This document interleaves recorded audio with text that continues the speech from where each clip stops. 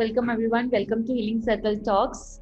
And before we begin the circle, we would like to read the guidelines. Healing circles are safe havens. They are built on the foundation of kindness and respect. We all participants agree to listen to each other with compassion and curiosity. We honor each other's unique ways of feeling and don't presume to advise or fix or try to save each other.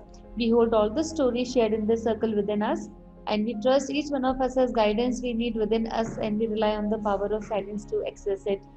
Today we have a very special guest with us, and her name is Nikhitha. Nikhitha is a working professional and a breast cancer survivor. In early 2020, she noticed a lump on her breast. On further test, it was diagnosed as breast cancer. She felt hopeless, but her friends supported her throughout. She underwent surgery, radiation, and hormone replacement therapy as a part of the treatment. She says, "Cancer is a blessing, but not uh, financially. It is essential to get medical insurance as it can help support your financial need. Take each day as it comes." Beautiful learnings, and you are very right that in cancer, it's not only a physical disease; it's an emotional disease. It just takes away your financial, your mental peace, and entire family get devastated. You have come over it. You have won the battle, and today you are a warrior, guiding people, inspiring, helping. So glad to have you with us, Nikita. And we would love to hear your journey, how it started. It's good that you felt that lump. Nowadays, I mean, people are not able to detect it early, and by the time it gets detected, it becomes third and fourth stage, where it becomes too late to cure the disease. So that hence the importance of screening, early detection. And lately I've been seeing many women who said that I've noticed this lump on my breast, and that's how they were diagnosed. Or I got to know about this in the yearly screening, and then got to know that it's cancer. So good to see the awareness around it, because it's really high time that we are self-aware of what happens to our body and how do we really self-detect it before it becomes too late. So would love to know about your journey, your learnings, your treatment, what all things you did, what kept you motivating, going, and how do you take care of yourself now? So what do you, Nikita? I noticed this lump almost when it was in August 2020. So I noticed it and I thought it will go away, but it was not going. So in September, the day before my birthday, it was actually, so it was a Saturday. So I thought, like, I told my friends also, so they also said you should just get it checked. It's better to get it checked and confirm it from the doctors what it is. So yeah, I went to the hospital just for a normal checkup. I went alone. Then it was in Bangalore itself. So I went there, and the gynec also told just get a ultrasound. It won't be anything. It might be a fibroid because it's a very small lump, so it could be a fibroid. And yeah, I got the ultrasound. So it was like when I was doing the ultrasound, I remember I asked him, "It's just a fibroid, right?" So he didn't say anything. So it's like, okay, okay. And while leaving, he said, "I don't think it's a fibroid. You might have to get a biopsy." That time I was like, "Oh my god, what is happening?" I mean, I was not expecting that at all. I came just for a checkup, and then yeah, so I started crying there. So I was like, I didn't know what to do at that time. So everyone was there, like the doctors, the nurses, and they just came, like they spoke to me, and then they said, okay, you get this that the fine needle aspiration done. So the surgeon came, he approved the fine needle aspiration, and it was done. So that day itself, it was done. And then I was waiting for the result for a few days. And when the result for that biopsy came, they were not sure. Like it could be malignant, it could not be. I mean, it's better to remove the lump, but they were not sure sure it is because it's very small. So after that, like I was not sure what to do at all. So my friends, they came down. uh, and one of my friend took me to another hospital for the follow-up. So they're also they were like, it might not be cancer, it's like a small thing, and I'm too young. I was 29 at that time. So they were like, it won't be cancer, you just get the core biopsy done. So the core biopsy was done that day, and then when the result came, they said it's malignant only, get the surgery done. So that was the time. I was living alone in Bangalore at that time, and I didn't want to go to my hometown and let anyone know that everyone will be around. Then from that point, it will be their decision than mine. So I didn't want that to happen. So I didn't tell anyone, and what I was very much concerned was the fees, like the expenditure that's going to happen for the surgery and the following radiation and everything. And so yeah, so I had medical insurance, so that was my biggest like hope that I'll be fine. I have the insurance, I won't have to struggle so much for money, like I can get this done and I won't be struggling financially.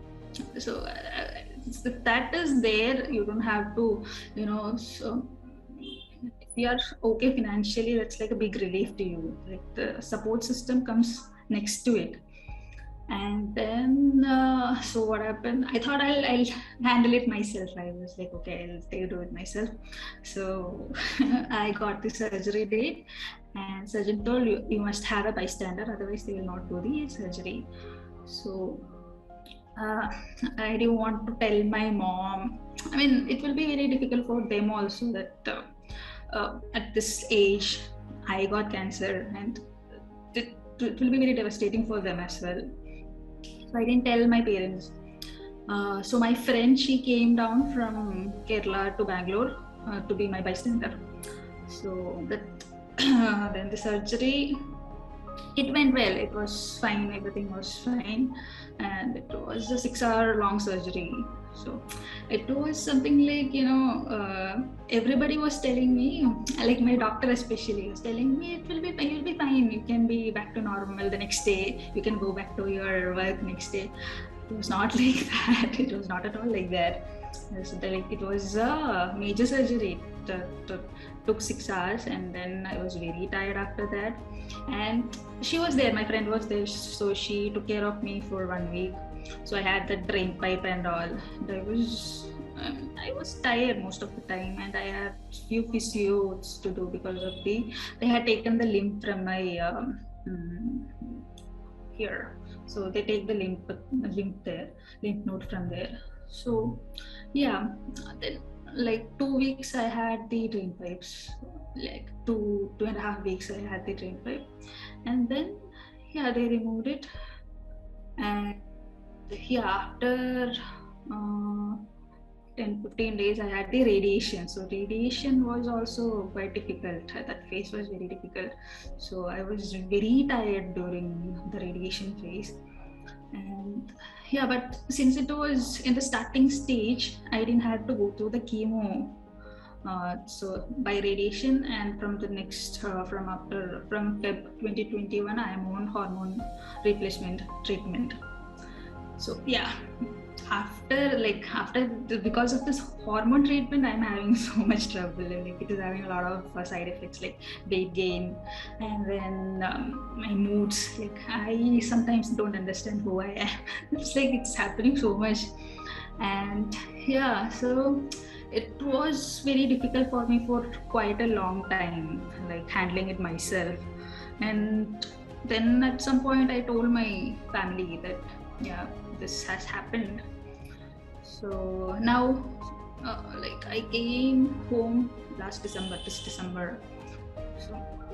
So from like now I am a little more open to my family. Like from a very young age I've been very independent. So it was very difficult for me to reach out to my parents or anyone that yeah, I have a problem, I need your help. So now I'm like it's better to have a support system, close support system. It's really good that you have someone to reach out. So right now I am okay. I'm like I have one more year of treatment, like the hormone treatment. Then yeah, I'll be fine after that. Great, Nikita. Wonderful to know about you, but the simplicity with which you shared about this, I'm sure it was more difficult than this. Yeah. So Nikita, when you were diagnosed, I'm sure it came as a shock to the entire family, right? So who was your primary caregiver in this journey? I didn't tell my family.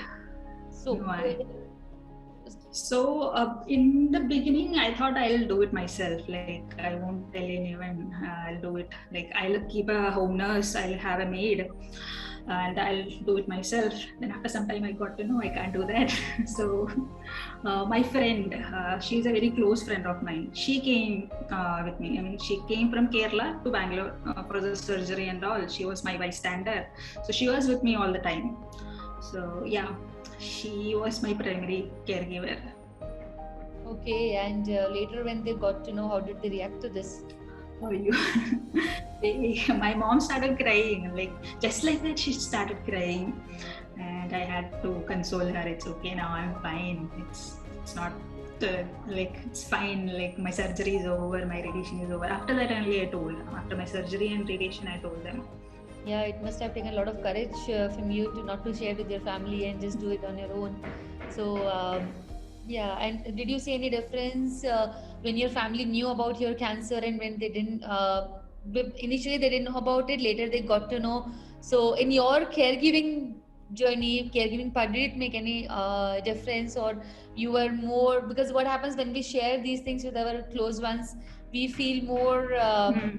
Comforting, more calm. So, did it help you? Yeah, correct. Yes, it has. So till that point, I was like, I can do everything myself. I will not ask any help from anyone. I will not reach out to my family. But after I told like how they are to me, they are. I mean, it's in my mind that I'll be independent. But it's fine to reach out. There is nothing, what I can say, nothing wrong in reaching out. So they are with me. They'll support me whatever it is. I could have called them. I mean, there will be initial crying and all, but they would have been with me. I didn't have to go through this alone. So yeah, that was there. And now it's like, I'm having a better bond with my mom and brother. Got it. Wonderful. Yeah, and how did you cope up with the side effects of the treatment? Side effects of, see, one thing, main thing is with the weight gain after that. See, I was not, I'm not that fat also. I was not this fat. So just after the surgery, I was so fat, like I was like this. And then I didn't know that because it was because of the steroids that I got very fat. And when I went for the consultation, my doctor told you have to reduce your weight because this has this osteoporosis is also one side effect from the hormone replacement. So if I keep on gaining so much, it will be difficult for my bones also. So they asked me to go on diet, work out and all. So I am doing all this. So I have reduced a little bit, but there is a lot to reduce because I'm still very much overweight for my height. So that is one major side effect. And next is the mood swings. Like sometimes I don't know, I'm very much depressed and all. I mean, I was never so much depressed in my life. And I really don't understand that why am I so depressed? What is happening with me? And now it's like, yeah, I know this is because of this medicine. I'm having such feelings. I should accept that and then acknowledge it and then wait for some time. I'll be fine. So it's those kind of thoughts, no, like when something happens to my mind, like something wrong happens to my mind, I have to talk to myself that you are fine, you will be okay. So yeah, that's two major side effects I have noticed. Okay, got it. So, were you fat when you were diagnosed with cancer? No. Later, you gained. Yeah, so much I gained, so much. Okay. Like I was close to 58 kgs at that time. Uh, some 3-4 months was back, I was 75. So now I have reduced to 65. Okay. So it's Got it. still there to reduce. Right. And are you still facing any side effects of the treatment? That's these like it was never difficult for me to lose weight, but now it's like quite difficult. Even if I don't eat anything, I'm not reducing at all. Okay. So that's Got it. there, and it's majorly the mood swings that I am trying to. Okay, I'm keeping company with people. I'm always surrounded by people, so I'm not letting myself be alone. What is that biggest thing that you think is helping you going through the treatment phase and also keeping you going? So what is that is helping you a lot? It is That's my brother. Yeah, like I was never very close to my brother, but now I can see how much he's taking care of me. Like he will do. I mean, I won't even notice the things he's doing for me, but he thinks a lot about me. Like he keeps me in a like first position, and then for everything for me. Like he is doing a lot of things for me for everything. So yeah, that's one good thing that has happened. yeah, yeah, right. Um, Wonderful. And are there any lifestyle changes or any other therapies, any dietary changes or physical act, anything that you did to recover from this? Yeah. Yeah, lifestyle. One thing was smoking. I used to smoke, so I have stopped smoking. I mean, I don't smoke at all. And drinking, I was not much of a drunkard. I never used to drink much. So at home, I can't. So anyway, I'm not drinking anymore. Well, when I go to Bangalore, only that those habits come back. But I have stopped smoking altogether. And food also, like little changes, like avoiding sugar, kind of junk foods, the fried foods. I used to eat everything, like so much fried foods. Like sugar, I was not much a fan of sugar so much. Like I can have, I mean, I eat tea, that's it. I have to drink tea, otherwise not a fan of sugar so much. But the junks I used to eat, I have reduced in that. And working out also, yeah, I'm going on like walking in the morning, all those. I have started all those. So I was not, I mean, I was never very fat before. I didn't have to work out so much to reduce. But now I have to do all these. Right, right, right. Got it. And what did doctor tell you? How long you're going to be on the treatment? 2 years. So it's like next year, it will stop next year. Hmm. Okay, got it, got it. And are you also during the treatment journey, did you take a break from your work or anything that you were doing earlier, or it was No. No, so the break was just the 3 weeks I had taken leave for the my surgery. So the thing was, at that time, my mindset was totally different. It was like I want my life to go in the same way it was before I got diagnosed with cancer. I didn't want that. Okay, this has happened, and it should change, my life should change from there. I didn't want anything like that. Even my manager, he had also asked me, if you want to take leave, you can take leave, but I did not. But even my radiation time, I was working at that time, because I didn't want to feel so weak. I mean, even though I was tired, I didn't want to feel that this is like, if I take leave and just lie down, my mind will be full of I don't know what kind of thoughts will come. So if I'm working, it will be deviated, my mind will be deviated. So when I was so tired, only I was taking off from my work. Otherwise, I wanted things to be as normal as it is. got it? Okay, right, because many times people are required to take break and take rest, not able to cope up with everything together. So yeah, good to know that. Right. Any obstacles that you faced during your treatment? uh, Treatment, it was an experience for me. It's like I mean, I never thought I can handle all this myself. I can. I mean, I have like what I can say. Like my friend, I told you, my friend was there for 1 week. So she left. I mean, she is also a working person. She can't take leave for another friend like this for a long time. So when she left, after that, all the checkups like with the drain pipe and all, I went alone. So uh, it was, it was quite, I don't know, it was a different feeling that, yeah, I can do this myself. Like, I can do this. So, I don't know if it was, I can say it's an obstacle, but I have pushed my limits to the most. Like, whatever I can do, I have done. Got it. Got it. Okay. Right. And what are the routine tests that you do today to ensure that you are safe and well? Yeah, so I have this 6 months checkup, that the mammo and the ultrasound that's there, and yeah, I checked myself also if it's there, and I have done the HPV test for the uh, HPV is for the and the HPV test is there, no, for the vaginal cancer. Yeah. Right. Yeah, so I've done that. So I mean, if there is breast cancer, you have a chance for vaginal cancer also. So all these tests are done. Cervical So cancer. it's fine. Yeah. Cervical cancer, cervical cancer, yes. Okay. Yeah, so those tests And are are you done. regular MRI, PET scan, etc.? No MRI, PET scan, just the mammogram and ultrasound. Okay.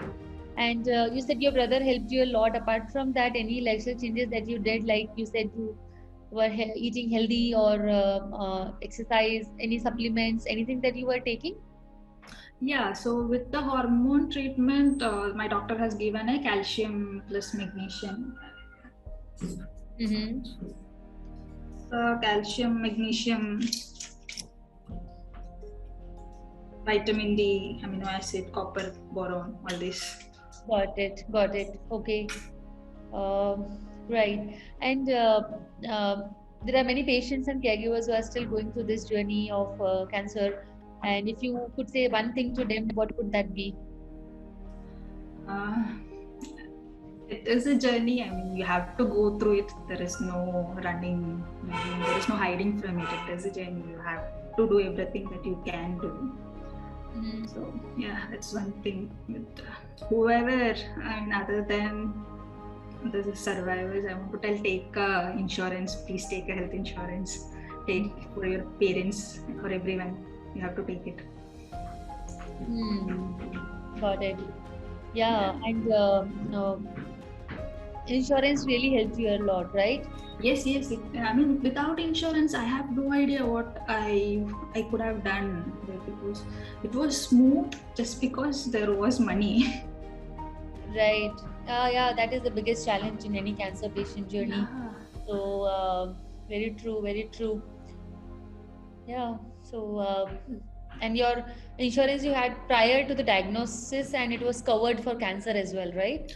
It was my company insurance, so it is covered. Anything is covered in that. So just before this, I had taken a different insurance also. Like, that's for tax saving. I had taken that insurance, but the thing is, once you get this life-threatening disease, it's difficult for you to get a insurance. So it's better you take it before. For everyone. Right. And if you have to sum up your entire journey into one sentence, what would that be? One sentence. Like, life gives you, for any kind of, like, life gives you lemons, make lemonades out of it. That's it. It's like, it's not easy for everyone. Like, life is not easy for everyone. Like, you have to live. Yeah. Right. You can either cry and why my life is like this, or you can say, this is life. And what was your age when you were diagnosed with cancer? I was 29, like 28, 29, just one day before my birthday, I got to know. So it was my 29th birthday. Right. Okay, so this is your which year of remission? This is second, going through second. So I'm 30 now. Okay, right. And what was the stage that you mentioned of cancer? It was like stage 0. It was not spread to my lymph. So Oh, kind of stage 0. That's why I didn't have any chemo. right. And you didn't have any family history as well. I have histories there. So my grandfather, after he died, they diagnosed him with colon cancer. So at that time, it was like long back, very long back. When my father was some 20 years old. So Mm. my father is now 65 years old. So that was like that long back. Yeah, right. Uh, yeah, and people usually they discover some purpose of life or something which is more of the transformational or spiritual when they are diagnosed with cancer. So how has your journey evolved in terms of that? Okay.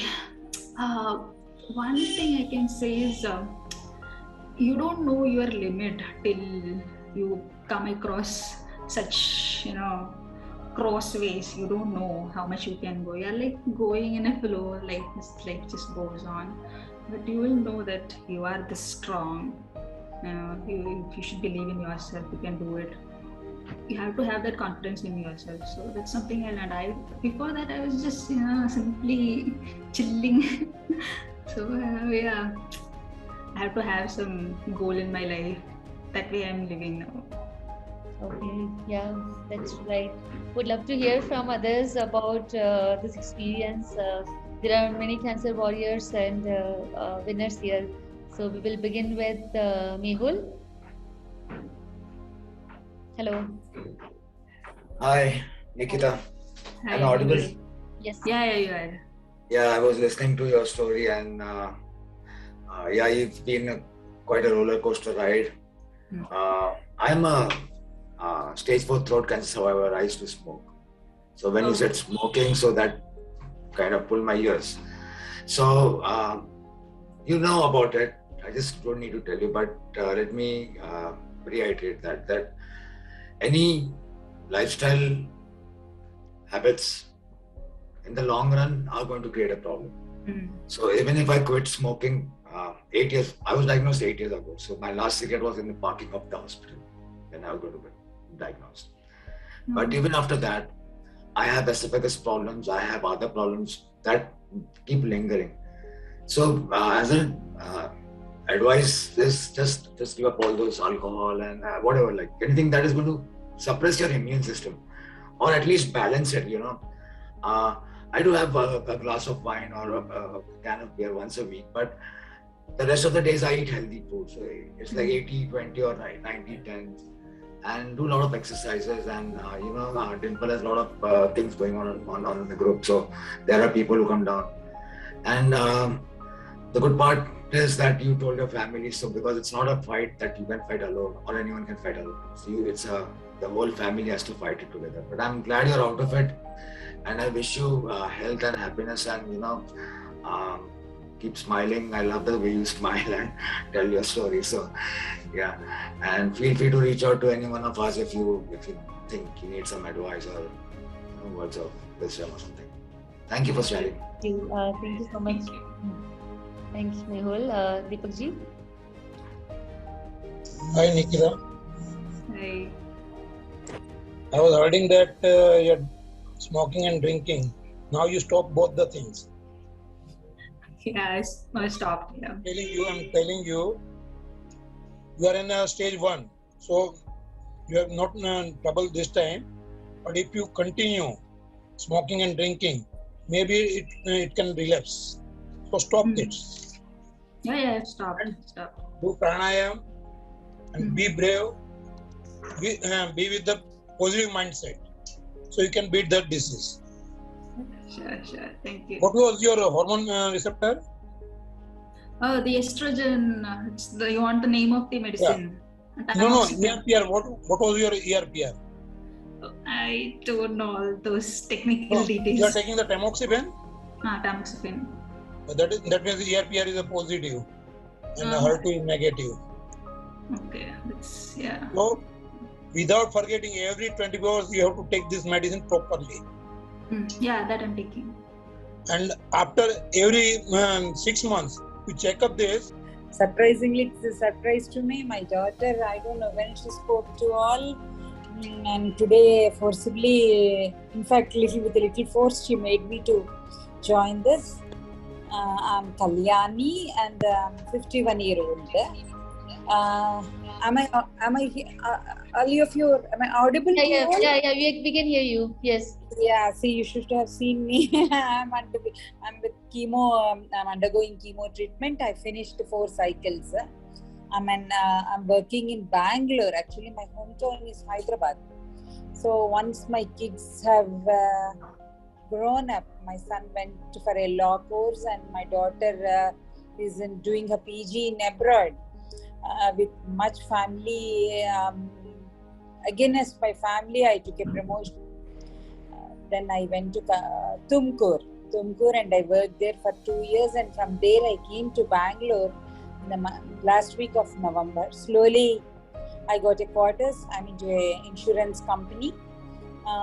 There, what happened from the month of December, I had a neck and right hand pain. Already, I have a spondylosis problem 2018. Then I thought it is the same thing I am undergoing. So in January, they have given me quarters. I have settled. It's all, I just told my husband and in-laws that I'll be there for another 2 months to settle my children. Why I went actually is I'm diabetic and I'm of a heavy weight person. So in Tumkur, when I started, I went and I lost around 12 kg. From 85 to I have come to 73, 74. I have focused on myself. I'm in a joint family and I live with a lot of pressures even today.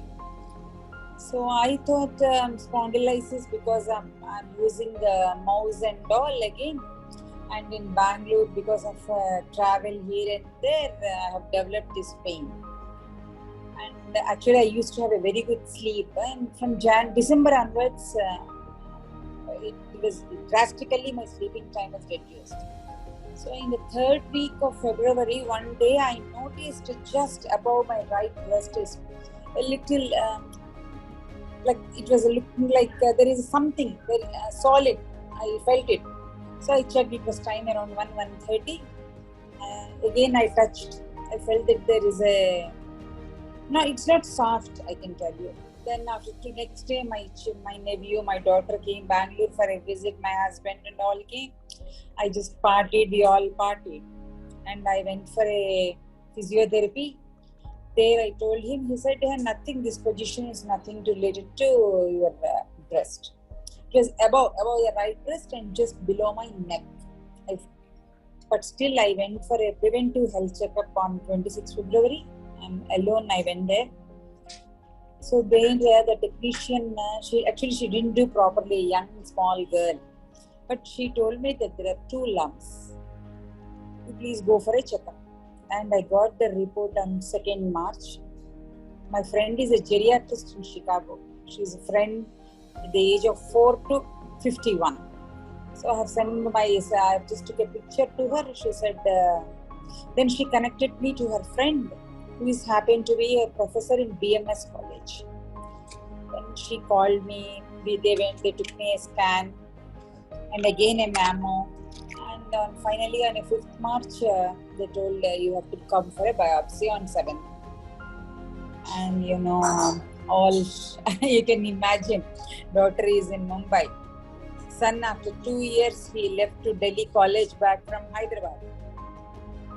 I don't know what to do. I don't have much leave.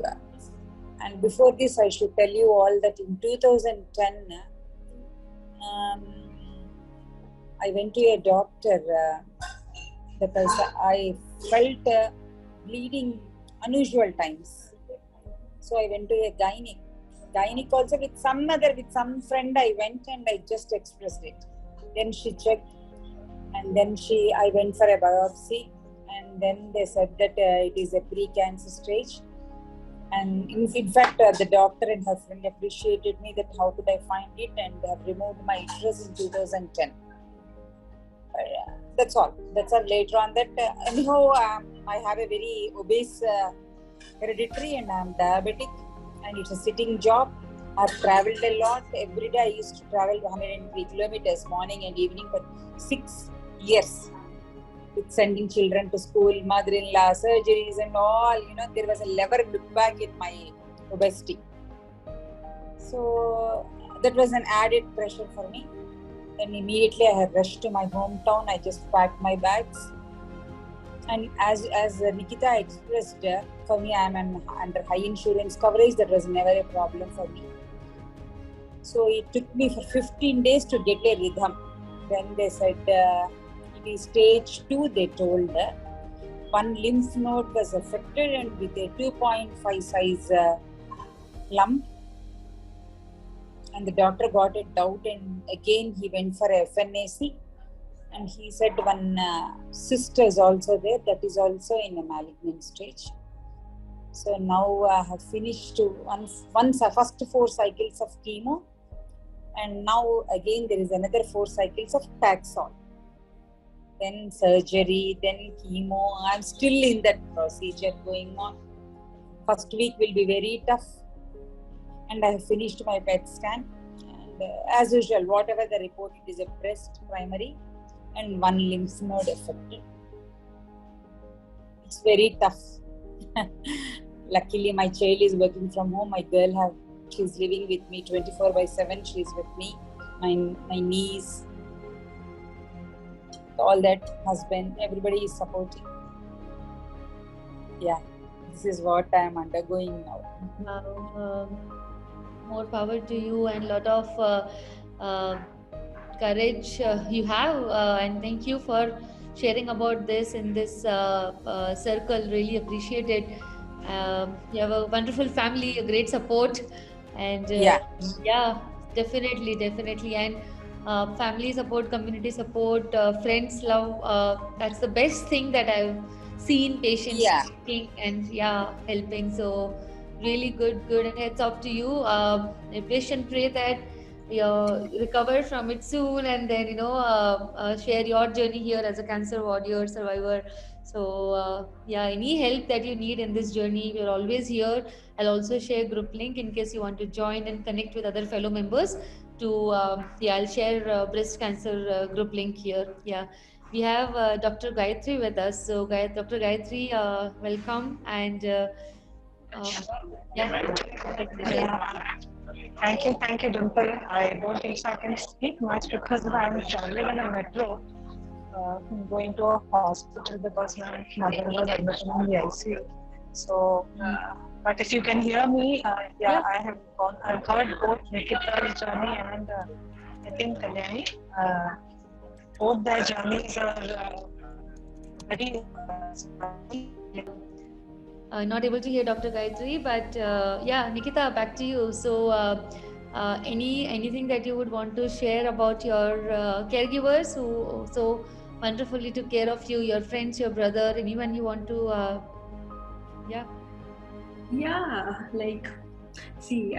I didn't cover all those details. So the day before my surgery, she made me feel so, it's simple. She's a very funny person, and like in real life she's very funny. So she never made me feel that I'm going to go through all this surgery and all. And she was always there for me. Morning also, I still remember I had nails before the surgery. So she was running around finding a blade to cut my nails, and she cut my nails before surgery. So she has been, we know each other from a very long time. But these are the situations where you get to know how close your friend is. And she was there with me, that 1 week, cooking for me, taking care of me, bathing me, all those things she was only doing. So that's how our bond, touch wood, nothing happens to our bond, our friendship. Wonderful. Thank you, Nikhitha. And it was great knowing about your journey, the courage that all of you are showing during the treatment, and yours is a unique story that I'm hearing, because Usually people first they talk to family about the diagnosis, or family first talk to the patient about the diagnosis. That is how it happens, that caregivers are always in dilemma, what to talk, what not to talk, how to tell this to the patient that you have cancer. But here it's a completely opposite, where you have shown the courage and you decided that I'm not gonna tell them and I'm gonna take care of it by myself. So really bold move, and to take care of yourself. We wish and pray that you remain healthy. Kalyani, to you too. We pray that you recover from this and shine bright. Yeah. And thank you everyone for joining in today's circle, and we Yeah. look forward to Dimple, can you hear me? yeah. Yeah, I'm just wanting to say that Nikhitha, it is very brave of you that you decided to go through this on your own. But it is always advisable in the long run to have somebody in your family know about it, because we don't know when things turn the other way around. So Yeah, I always told having her. somebody. Yeah. Yeah, they know now. It's Like always good that to time I didn't tell. Yeah. Chalo, God bless you and all the best. Yeah. Thank you. Thank you so much. Yeah, and I would also like to add, Nikhitha, cancer is just a disease like any other disease. So that it's in. I think it was in your thought that it's cancer and it's a taboo. It's nothing like that. So, it's not like what I was thinking. I was scared about what people will think. Like I don't want such sympathy and all that. I'm such a young person to get cancer, and people will be like, "Oh, she got cancer." I don't want anybody to know that. Yeah. You should ignore such people. You should. In fact, I would say you should let people know that hey, I'm like just normal like any other. Cancer is no big deal. Like it's a disease like any other. So, yeah. That's what I just you thought. You being young and fighting. Yeah, sorry, Mehul. Mehul is not young. मैं India में तो डिम्पल को मिलता हूँ. So great. Thank you so much, everyone, and we'll meet again in next Healing Circle Talks. Thank you. Take care. Bye.